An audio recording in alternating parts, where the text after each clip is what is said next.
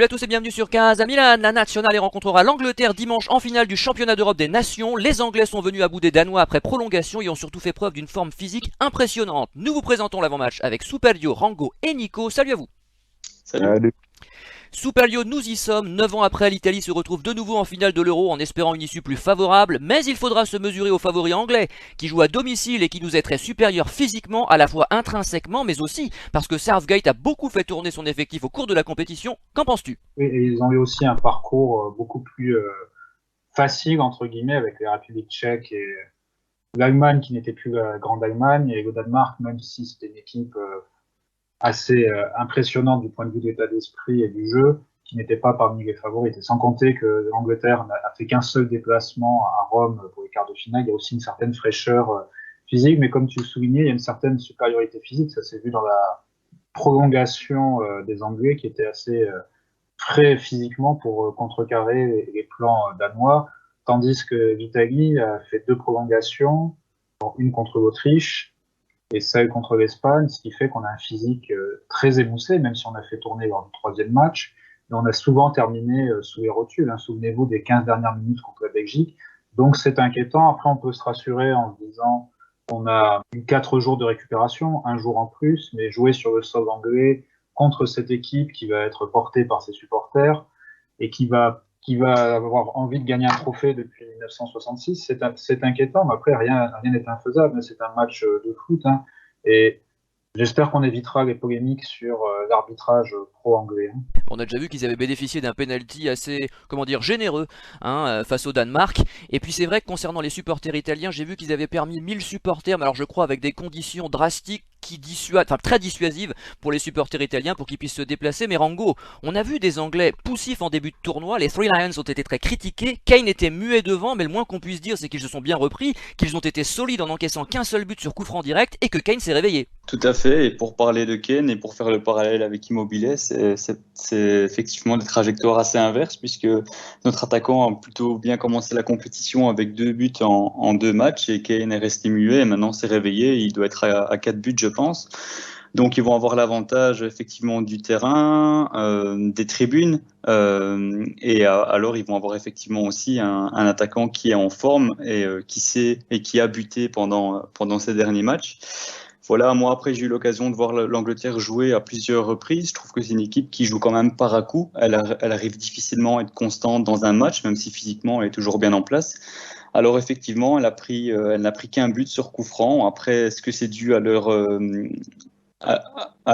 force ou plutôt à la faiblesse des adversaires? Je pense peut-être un peu des deux.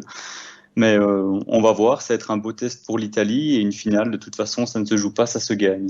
Bon, ils ont quand même joué l'Allemagne, mais c'est vrai que c'est le seul gros adversaire qui s'est dressé en travers de leur chemin. Hein. Ça n'a pas fonctionné pour les Allemands, mais sinon, c'est vrai que les Anglais ont eu un parcours assez facile.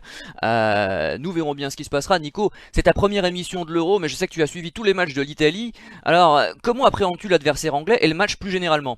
C'est vrai que je pense que dans le tableau qu'il y avait, je pense que la pire équipe qui avait affronté en finale, c'était les Anglais pour les raisons qu'a dit Super Leo et Rango, le fait de pouvoir qu'ils vont jouer ce match à la maison. Il y aura très peu d'Italiens au stade, surtout en fait les gens vivant, résidant en fait en Angleterre, car les conditions seront drastiques pour les 1000 Italiens qui voudront venir au stade, rester dans une bulle, seulement 12 heures. À Londres et parqués dans un coin du stade, certainement dans un endroit où on les verra pas trop et on les entendra pas trop. Maintenant, si on peut trouver des points positifs pour l'équipe d'Italie, parce qu'il y a aussi l'effet de la fatigue. Moi, j'ai été franchement très surpris de les voir à ce niveau-là, en termes de fatigue contre les Espagnols en fin de match, où ils semblaient vraiment sur les rotules. L'Italie, pour moi, dans son jeu, a plus de conviction et plus sûr de ses forces que l'Angleterre. Euh, Je pense quand même que le favori de ce match, même si c'est pas non plus du 80-20, mais c'est l'Angleterre. Je pense que l'Angleterre a beaucoup plus à perdre. L'Angleterre attend de jouer une nouvelle finale depuis 1966 et leur Coupe du Monde remportée, je crois que c'était contre l'Allemagne. Ils sont à la maison. Les Italiens, on les imaginait pas une seule seconde arriver en finale. Donc, et vu ce qu'a montré l'équipe de Mancini, elle me rappelle un petit peu celle de Prandelli qui avait perdu à l'époque, qui avait pris une rouste en finale de l'Euro contre les Espagnols. On les attendait pas à ce qu'ils arrivent si loin. Et ils avaient enthousiasmé les Italiens durant leur compétition. Alors là, le but, quoi qu'il arrive, même s'il y a une défaite, ce sera d'éviter de prendre une rouste. Mais quoi qu'il arrive, je pense que pour l'Italie, le contrat, il est déjà remporté déjà là-bas. C'est arrivé aussi loin en montrant autant de football et autant de générosité. Aujourd'hui, ce qui peut se passer, il peut y avoir que du plus. Donc, ils peuvent faire la surprise, gagner 7 euros. Et comme a dit Superlieu, sur un match, tout est possible. Il y a deux points auxquels il faudra faire particulièrement attention. Le premier, ce sont les coups de pied arrêtés. Je trouve qu'on en concède beaucoup trop. Et ça risque d'être très inquiétant. On sait que le secteur aérien est le point fort des Anglais. Et puis Sterling. Parce qu'arrêter Sterling, Superlio, c'est pas une mince affaire. Non, ils ont des joueurs très rapides sur les côtés, que ce soit d'un point de vue offensif et défensif. Sterling sera difficile à arrêter, notamment pour Di Lorenzo, qui a pas mal souffert contre le Belge Doku en demi-finale, et même en quart de finale, et même en demi-finale contre Olmo de l'Espagne. Et j'insiste aussi sur la vitesse des latéraux, que ça soit Shaw ou Walker, qui sont ultra rapides et qui sont bons défensivement et offensivement parlant. Ça va être difficile de les passer, que ce soit Immobilier, n'en parlons pas, pardon, plutôt Chiesa ou Insigne, ça risque d'être dur, sans compter qu'on n'a pas l'apport de Spinazzola, même si Emerson a fait plutôt une bonne rentrée mardi dernier. Donc ça sera difficile de percer un peu leur défense, sachant qu'ils ont l'expérience de la Coupe du Monde 2018, donc ils ont un vécu international sur une compétition majeure, qui n'est pas encore le cas de certains joueurs de l'équipe de Mancini. Et je voulais aussi souligner le rôle de Harry Kane, même si Bonucci et Chiellini ont plutôt bien pris quand la Juve a joué contre Tottenham il y a 2 ou 3 ans. Il peut faire mal par sa manière de décrocher et de lancer dans la profondeur. On a bien vu sur le but espagnol, quand un joueur décroche pour remiser sur un autre dans la profondeur, ça faisait très mal à la défense italienne. On n'est pas à l'abri de se faire transpercer par une action centrale. Et j'aimerais insister sur le plan mental. Être soutenu par tout Wembley, ça peut être un atout, ça peut être un inconvénient s'ils ne répondent pas à la pression. On a vu qu'après le but danois, les Anglais n'étaient pas si sereins que ça.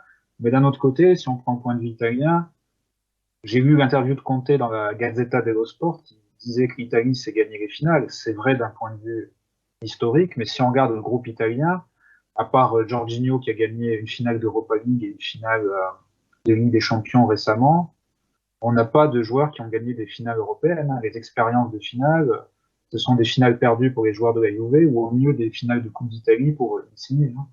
Attention à cet aspect-là.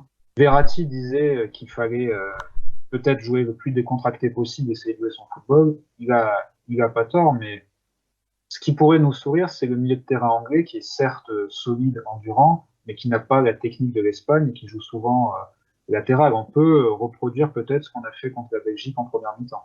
Rango, si on est raisonnable, on peut dire que l'Angleterre est favorite à 60-40. Je pense que ce sera une analyse assez juste finalement, parce qu'ils jouent à domicile, parce qu'ils sont plus frais physiquement, etc. Mais en dehors des arguments de Superlio, et peut-être du péché d'orgueil qui pourrait les caractériser éventuellement, ça pourrait être notre chance, quelle est la clé du match d'après toi, et qu'est-ce qui pourrait justifier qu'on y croit côté italien? Alors, la clé du match pour moi, ça va être clairement le milieu de terrain, et ça va me permettre de rebondir sur ce que Superlio vient de dire et Nico aussi. C'est vrai que l'Angleterre a deux latéraux qui sont assez physiques, assez puissants, assez rapides, avec Walker et Shaw. Et leur défense est assez imperméable, on l'a vu lors de cet Euro. J'ai des doutes quant à Insigne, peut-être moins Chiesa, mais en tout cas Insigne a fait la différence dans ce type de match. À cause de son déficit physique, et Immobilier, comme dit Superlio, vaut mieux pas en parler. Donc je pense que la clé, ça va vraiment être le milieu de terrain, ça va être de monopoliser le ballon et de pouvoir bien l'exploiter, mais surtout de pouvoir se projeter aussi pour pouvoir accompagner les attaques. Et je pense que le déclic peut venir d'un milieu comme ça a été le cas pour Barella contre la Belgique, où il y a eu ce surnombre apporté par la projection d'un milieu de terrain qui a pu ouvrir la brèche et offrir une occasion de but. Donc ça, c'est le premier point. Je voulais rebondir aussi sur un deuxième point qui concerne la pression. Donc c'est clair que Wembley, ça peut être un avantage, mais ça peut aussi être un désavantage. Il faut savoir aujourd'hui que les Anglais attendent beaucoup de cette équipe et depuis le temps qu'ils attendent une finale de compétition européenne ou mondiale, ils n'ont plus le droit à l'erreur. Aujourd'hui, l'Italie, comme disait Nico, le contrat il est rempli. L'Italie a fait son Euro.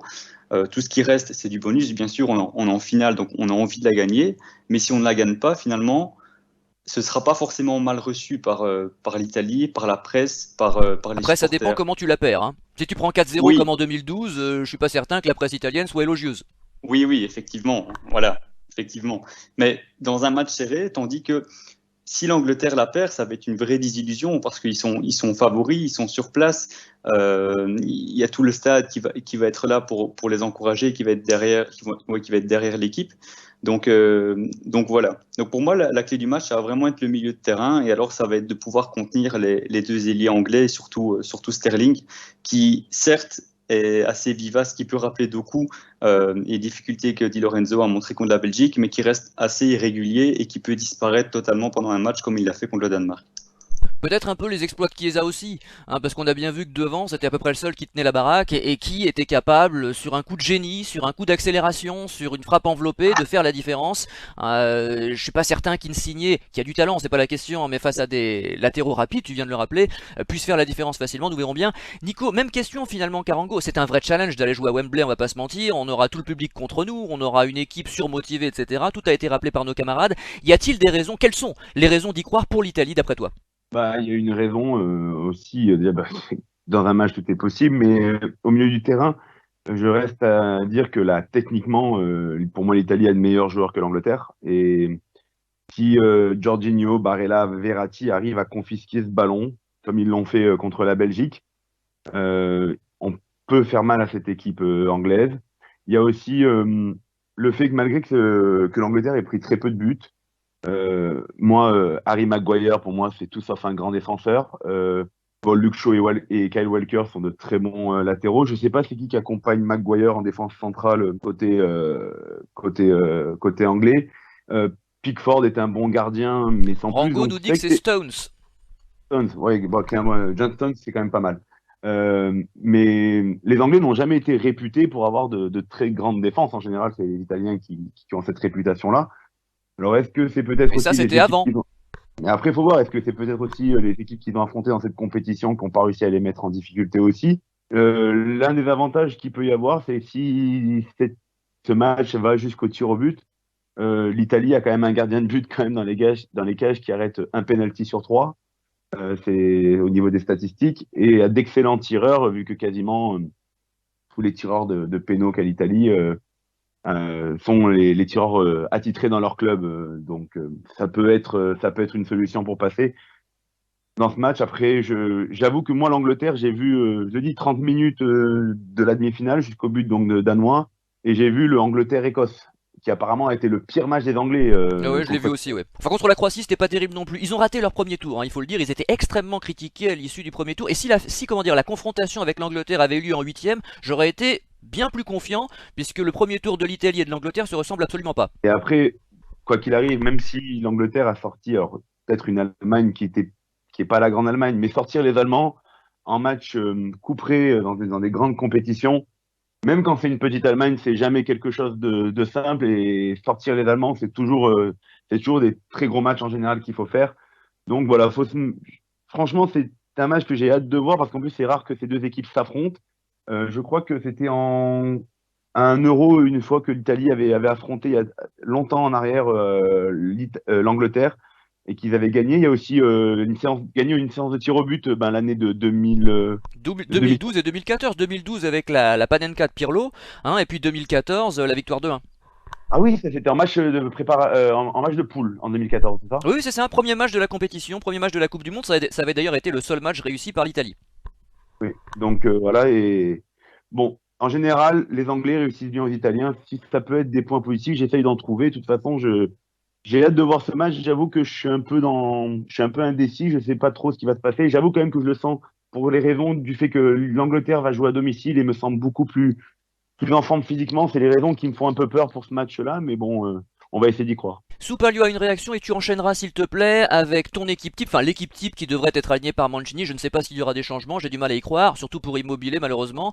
Que voulais-tu nous dire, que voulais-tu ajouter Soupalio?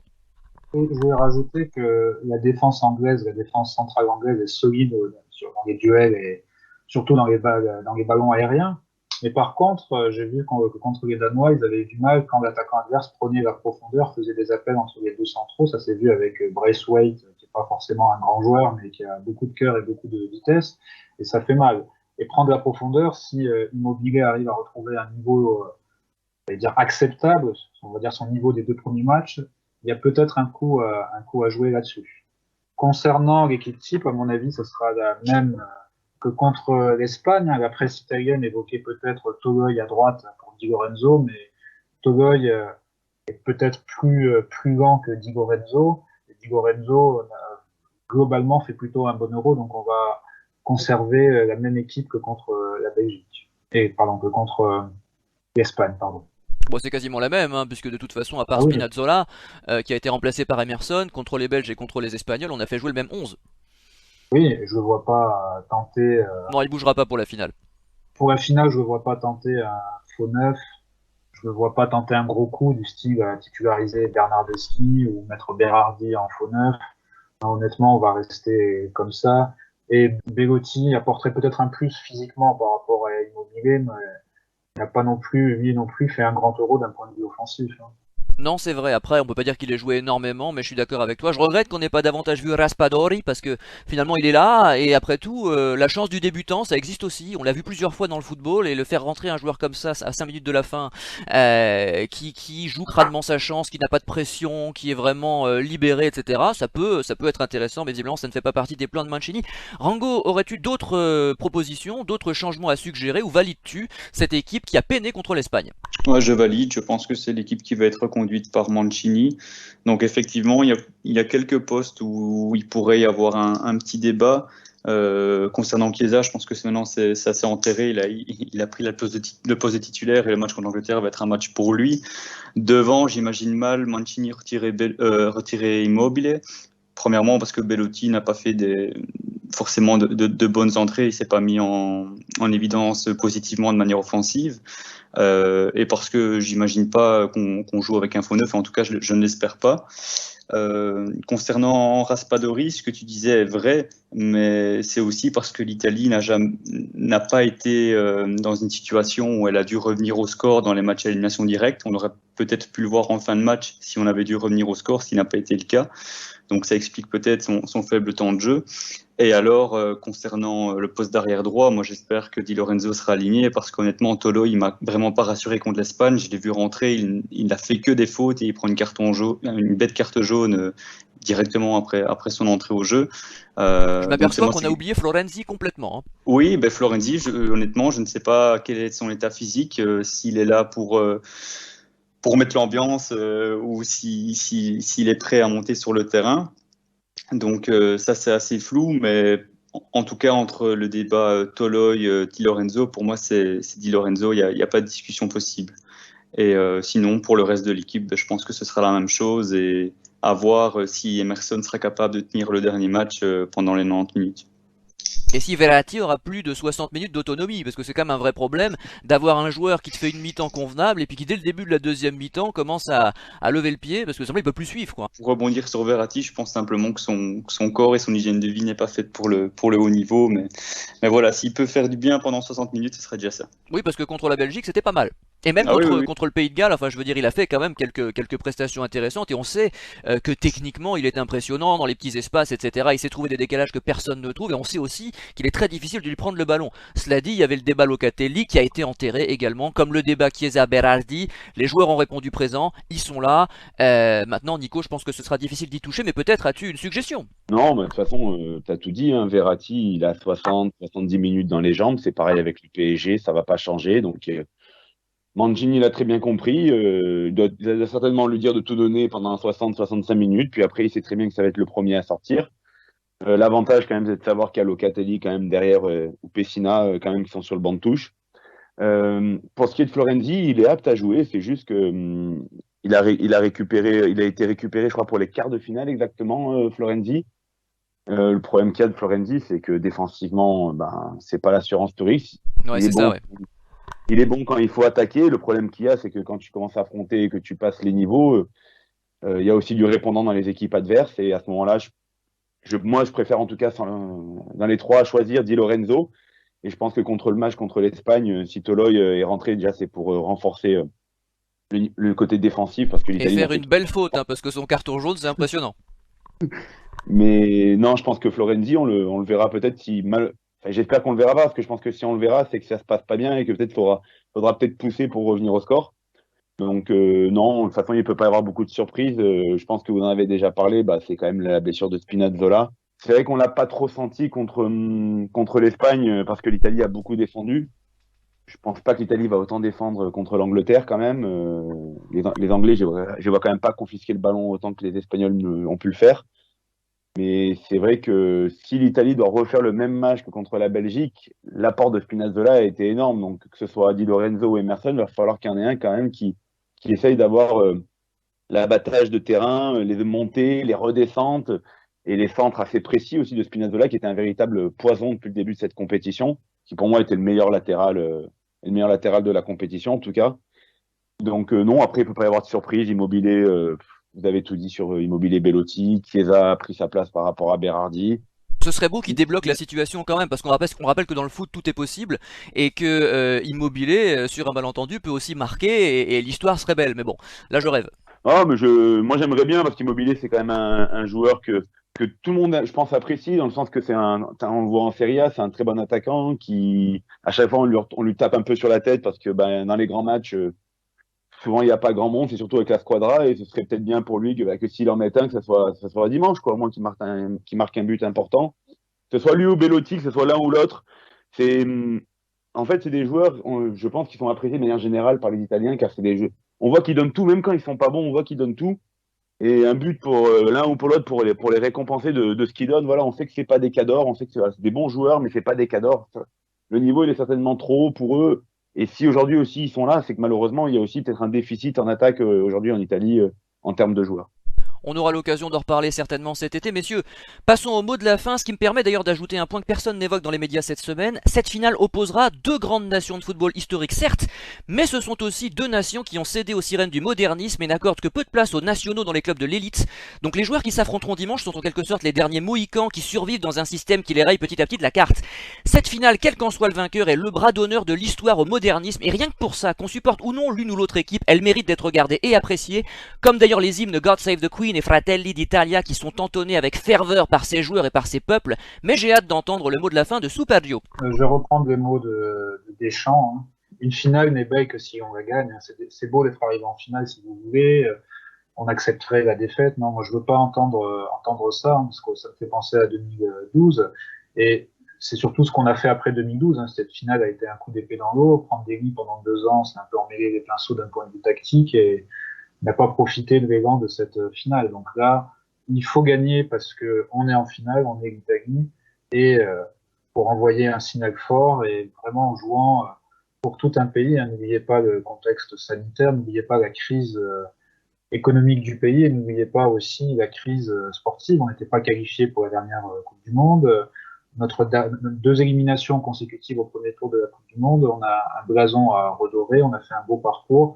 Maintenant, il faut terminer le travail, hein, quitte à prendre des risques dans ce match, mais vraiment tout faire pour gagner. Après, on ne sait pas comment va réagir cette équipe si elle est menée au score, mais ils sont sur 33 matchs sans défaite. Je ne pense pas que les Anglais soient aussi rassurés d'affronter l'Italie en finale, mais après tout, sur un match, tout est possible. Tout ce que je dis, tout ce que je veux, moi, c'est le titre. Ne pas trop se découvrir quand même, tu parles de prendre des risques, mais des Anglais rapides comme ça, je pense vraiment à Sterling qui est vraiment une bête physique impressionnante. Si jamais on laisse des espaces derrière, crois-moi, ils seront exploités. Rango, quel est ton mot de la fin? Bah, ça va être plus ou moins la même chose que Super Lio. Donc profitons de ce moment parce que une finale, c'est peut-être pas demain la veille qu'on en aura une deuxième. Moi, je me souviens de celle de 2012, brièvement de celle de 2006, mais c'est clair que ce sont des moments assez exceptionnels dans la vie de supporters et je parle même pas dans la vie de joueurs de foot. Donc voilà, profitons, donnons-nous à fond, n'ayons aucun regret, jouons cette finale pour la gagner. Les attaquants rapides, c'est vrai, mais on disait la même chose avec Lukaku et au final, Bonucci, Chiellini, ils l'ont très bien contenu. Donc voilà, juste profiter, rendons tous ces supporters fiers, tout ce peuple qui a beaucoup souffert avec la crise sanitaire, la crise économique et avec cette élimination en qualification, enfin en barrage plutôt pour la Coupe du Monde 2018. Ce sera peut-être voilà, ce sera peut-être le premier pas pour un projet, parce que l'équipe est assez jeune finalement. Mais au début de la compétition, je pense que on pensait pas que l'Italie serait arrivée à cette finale. En tout cas, personne n'osait se l'avouer. Peut-être que certains y pensaient au fond d'eux-mêmes, mais maintenant qu'on y est, il faut y croire à fond. Il faut la jouer pour la gagner. Nico, pas de milaniste sur le terrain, on sait pourquoi. Comment appréhendes-tu cette finale? Quel est ton dernier mot? Quel est ton sentiment au moment de clore cette émission? Ben, un peu comme Rango, quand même, quoi qu'il arrive. Bravo à cette équipe qui, on n'aurait jamais imaginé puisse arriver jusque-là. Il n'y a pas beaucoup de cadors, il y a beaucoup de mecs qui sont en devenir ou des bons joueurs de Serie A dans cette équipe.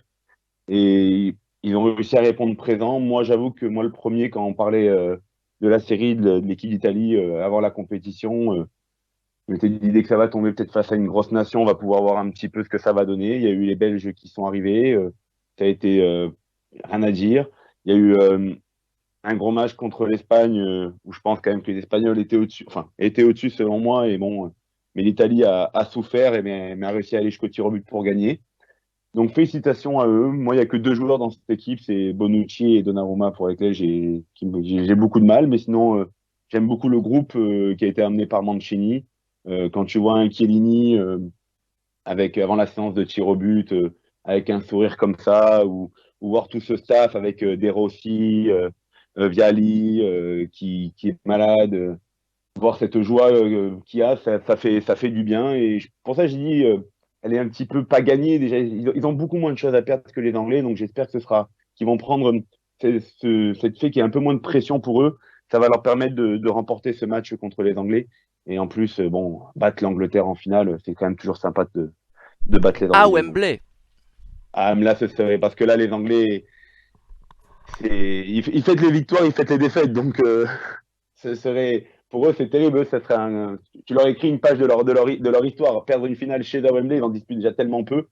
Donc, non. Et ce serait franchement un sacré coup, parce que moi, j'avoue que s'ils arrivent à le faire, je l'aurais vraiment jamais vu venir. L'Italie et l'Angleterre ont rendez-vous avec l'histoire dimanche. 4 Coupes du Monde, mais un seul championnat d'Europe des nations pour la nationale et une seule Coupe du Monde pour les Anglais. Autant dire que ces équipes ont faim de titres. Rendez-vous dimanche soir après le match pour l'émission. D'ici là, bon week-end, bonne soirée. Salut!